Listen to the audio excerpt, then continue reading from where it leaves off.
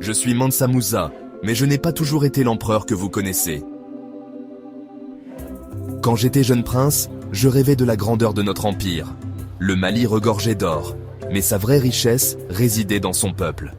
J'ai grandi en écoutant les histoires de nos ancêtres et de leurs exploits. Chaque jour, j'apprenais davantage sur notre culture et nos traditions. Je me suis promis de faire du Mali un empire dont on se souviendrait pour toujours. Lorsque je suis devenu empereur, j'ai hérité d'une fortune au-delà de l'imagination. Mais avec cette richesse venait une grande responsabilité. J'ai étendu notre empire, construit des villes et des universités. Nous avons développé le commerce, l'art et la littérature. Le Mali est devenu un phare de connaissances et de culture en Afrique.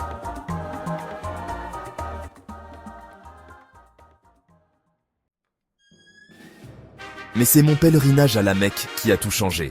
J'ai décidé d'entreprendre ce voyage pour montrer la grandeur de notre empire. J'ai emmené avec moi une caravane de 60 000 hommes et 12 000 porteurs. Chaque porteur transportait 2 à 3 kilos d'or, et nous avions 80 chameaux chargés de 135 kilos d'or chacun.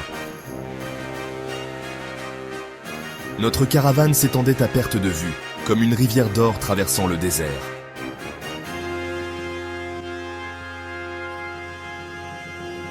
C'est à ce moment-là que j'ai réalisé l'ampleur de ma richesse et de mon influence. Dans chaque ville que nous traversions, les gens étaient stupéfaits par notre opulence. J'ai distribué tellement d'or que j'ai provoqué une inflation dans les pays que nous traversions. Les prix des biens ont grimpé en flèche, bouleversant les économies locales. Cette expérience m'a ouvert les yeux sur ma responsabilité envers le monde. J'ai compris que la vraie richesse n'était pas dans l'accumulation, mais dans le partage. De retour au Mali, j'ai investi dans l'éducation, l'architecture et le commerce. J'ai fait construire la grande mosquée de Tombouctou, un joyau architectural.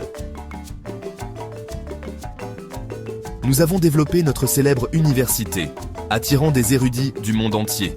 Les caravanes commerciales affluaient vers le Mali, apportant richesse et connaissances.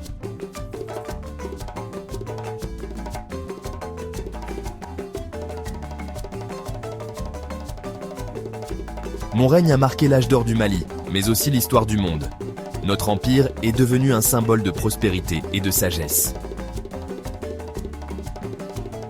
Aujourd'hui, on me considère comme l'homme le plus riche de tous les temps.